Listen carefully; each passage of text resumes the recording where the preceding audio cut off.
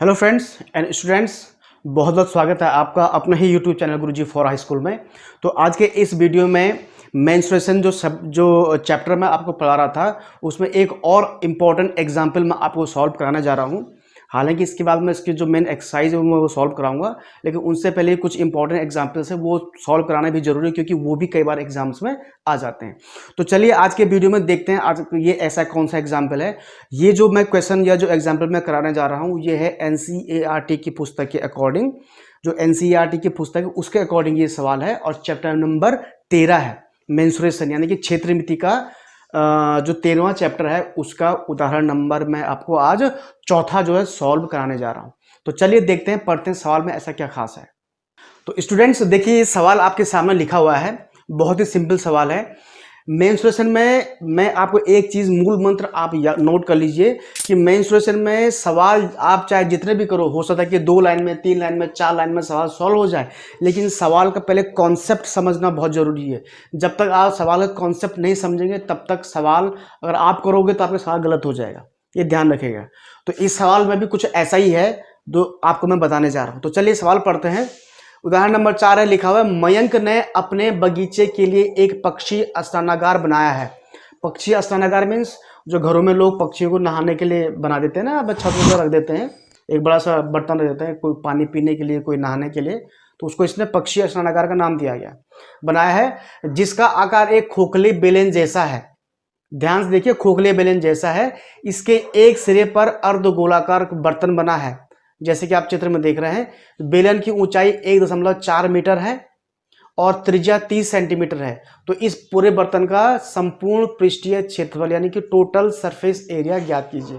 Note कीजिए, total surface area हमने ज्ञात करना है। ठीक है, सबसे पहले तो खोखला बेलन है, इसके एक सिरे पर अर्धगोलाकार बर्तन बनाओ।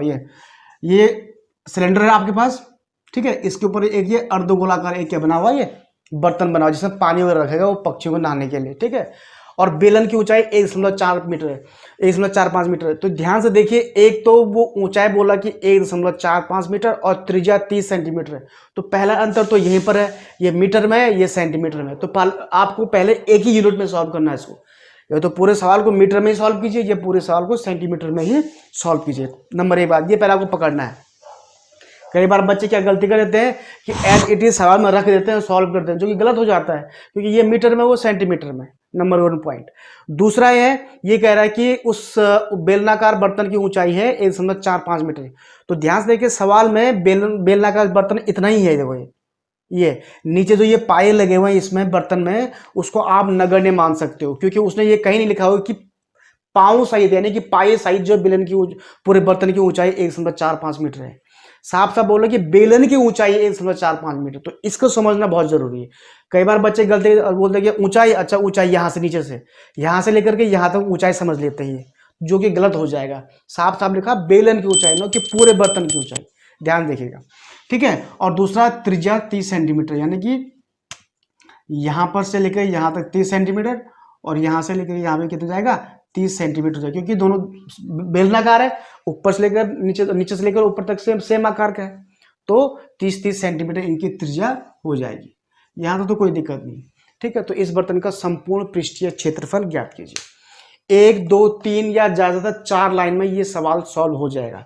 लेकिन इस सवाल में एक बहुत ही इंपॉर्टेंट चीज मैं आपको बताना चाह रहा हूं, इसलिए तो मैंने इसको इंपॉर्टेंट क्वेश्चन बोला क्योंकि ये एग्जाम में आएगा आपका, और हो सकता है कि एग्जाम में आपका ये 4 नंबर का आ जाए, क्योंकि सवाल सिर्फ 3 लाइन में सॉल्व हो जाएगा, लेकिन इसके अंदर जो मेन कॉन्सेप्ट है उसको समझना बहुत जरूरी है। अगर वो आप नहीं समझोगे और सवाल ऐसे ही सीधे सॉल्व कर दोगे तो आपका सवाल सरासर गलत हो जाएगा। अच्छा, क्या कॉन्सेप्ट बता रहा हूं, हमको निकालना है इस बर्तन का संपूर्ण पृष्ठीय क्षेत्रफल।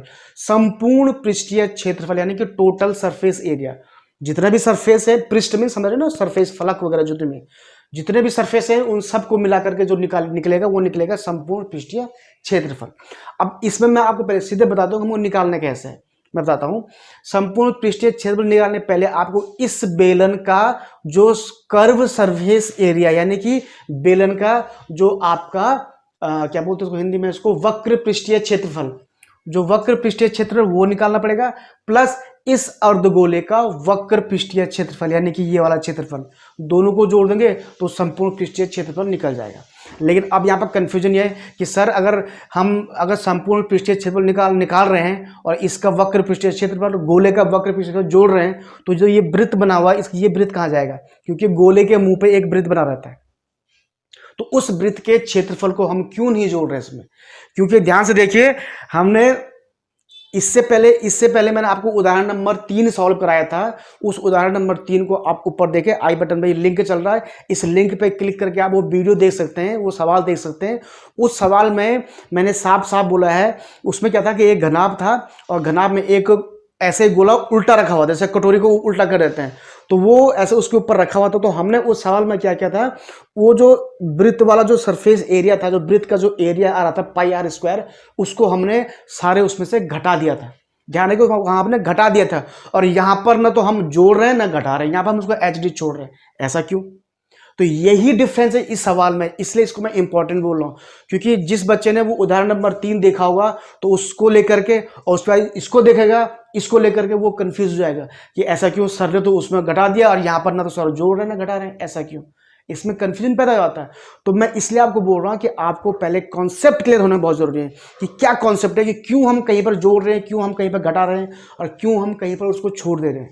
ठीक है, कैसे देखो, तो यहां पर मैंने आपको बताया कि बेलन का जो कर्व सरफेस एरिया यानी सी एस ए, उसको हम वक्र पृष्ठीय क्षेत्र बोलेंगे, और गोले का जो वक्र अर्धगोले का, नॉट गोले का, अर्धगोले का जो वक्र पृष्ठीय क्षेत्रफल को दोनों को हम जोड़ देंगे तो संपूर्ण पृष्ठीय क्षेत्रफल निकल जाएगा। लेकिन ऐसा क्यों कर रहे हैं देखिए, तो सिंपल यहां पर अगर मैं करूंगा तो यहां पर अगर लिखूंगा मैं इस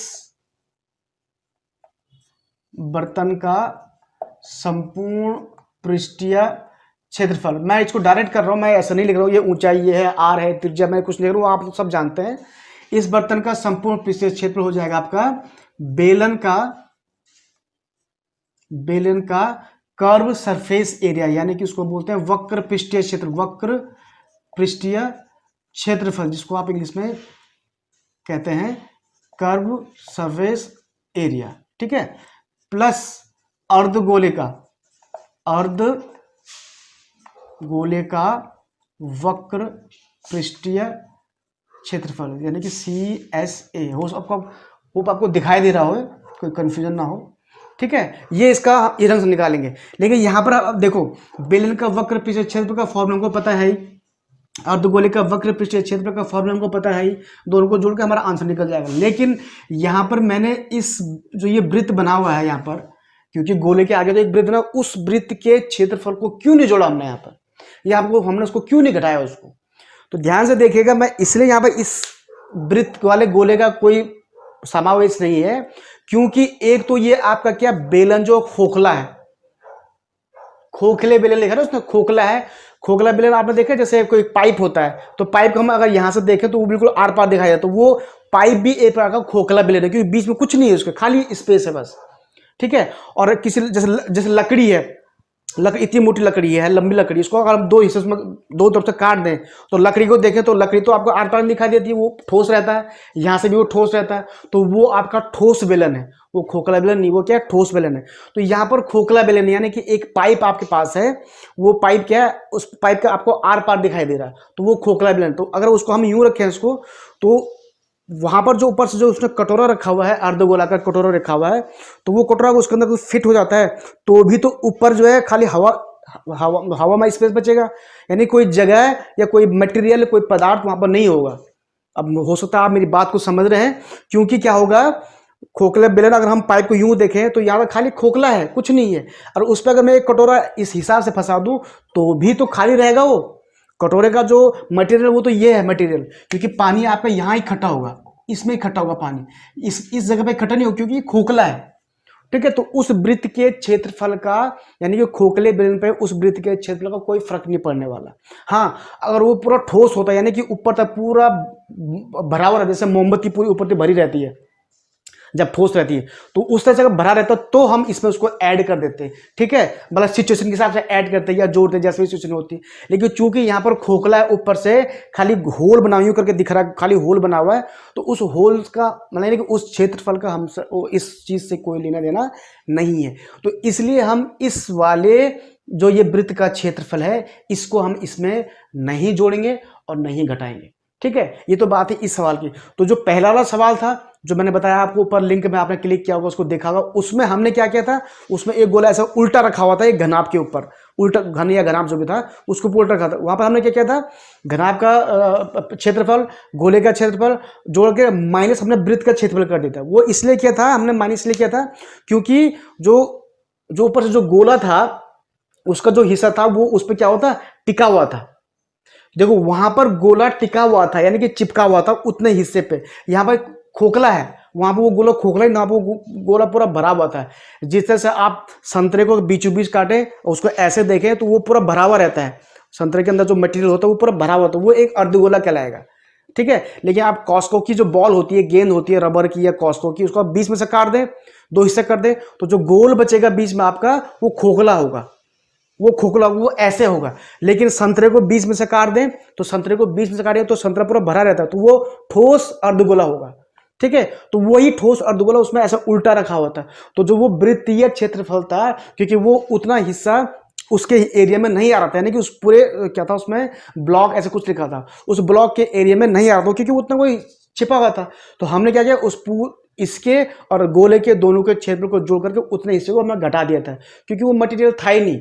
हो सकता है कि यहाँ पर छेद हो सकता है यहाँ पर छेद भी हो रखा हो, पता ये तो क्लियर था नहीं सवाल में, पर जो भी था उसका ये कॉन्सेप्ट निकला था कि उतने हिस्से को हम क्या करेंगे, माइनस रिमूव कर देंगे, वहां से हटा देंगे, हटा करके तो जो बचेगा हिस्सा वो उतने का संपूर्ण पृष्ठीय क्षेत्रफल बच जाएगा। तो इसलिए हमने उस सवाल में उसको घटा दिया था, और इस सवाल में हम इसको नहीं घटाएंगे, नहीं जोड़ेंगे। क्यों? क्योंकि वो हिस्सा ही नहीं है, खाली हवा है, हवा में कोई हिस्सा ही नहीं, तो उसको हम क्या जोड़ें क्या घटाएं, वो तो हिस्सा ही नहीं रहेगा उसका। ठीक है ना, तो इसलिए हमने यहाँ पर इस वृत्त के क्षेत्रफल को, या इस वृत्त का जो ये गोले का जो हिस्सा है वृत्त बना हुआ क्षेत्रफल, उसको हम इसको यहाँ पर कंसीडर नहीं करेंगे। ये था इसका डिफरेंस, इसलिए यह सवाल इतना इंपॉर्टेंट है। और मुझे समझाने में भी आपको काफी टाइम लग गया, क्योंकि इंपॉर्टेंट सवाल है और इंपॉर्टेंट सवाल को समझाने में टाइम लगता ही है। तो प्लीज आप वीडियो देख के बोर ना हो, क्योंकि इंपॉर्टेंट सवाल है, तो थोड़ा सा आपको पेशेंस रखना पड़ेगा। तो ये आपका बन गया, ठीक है, हिसाब किताब। तो अब क्या होता है, बेलन का वक्र पृष्ठीय क्षेत्रफल क्या होता है, 2πr(h) होता है, अब प्लस अर्धगोले का क्या होता है, अर्धगोले का क्या होता है, पूरे गोले का आधा, तो पूरे गोले का होता है 4πr² बस ये है। तो ये 2πrh प्लस ये 2πr² हो जाएगा, सिंपल सी बात है। तो 2πr तो बाहर कॉमन ले लो आप, तो 2πr मैंने बाहर कॉमन ले लिया, तो अंदर बच गया h प्लस एक ये r बच गया, सिंपल से। ठीक है, तो यहाँ पर अगर मैं 2 गुणा गया 22/7 पाई का मान ले लिया।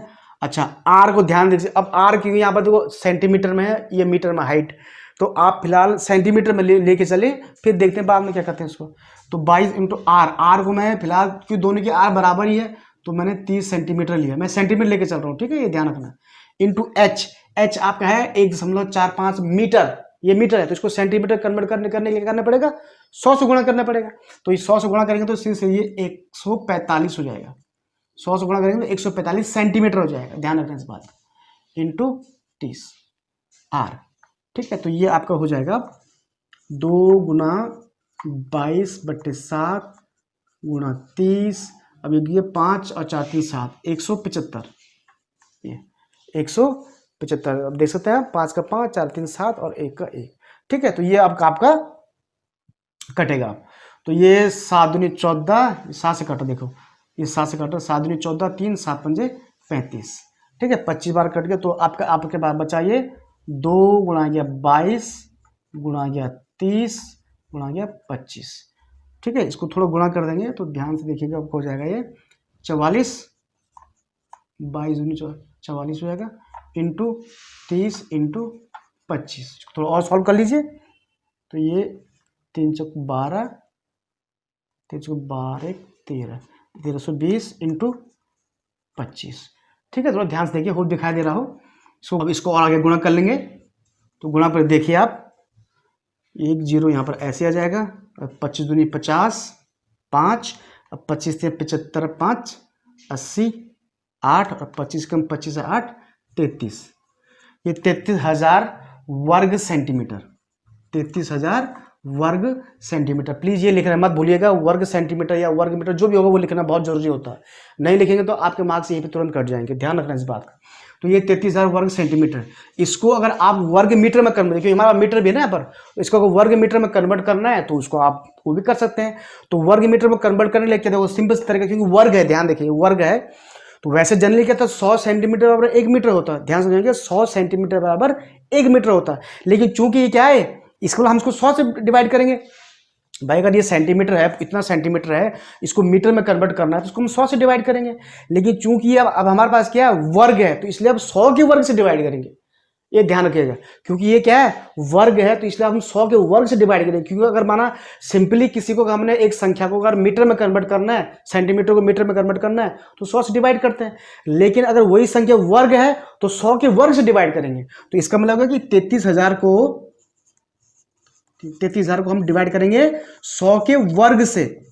100 का वर्ग यानी कि 100 का वर्ग यानी कि 100 गुणा गया 100। तो बस सिंपल हो गया, 100 से 100 पूरा कट जाएगा और इस 1 से 1 0 पूरा कट जाएगा। तो आपका बचेगा 33/10 यानी कि 3.3 वर्ग मीटर। ये ध्यान रखिए, ये आंसर देखो कितना डिफरेंस आ गया।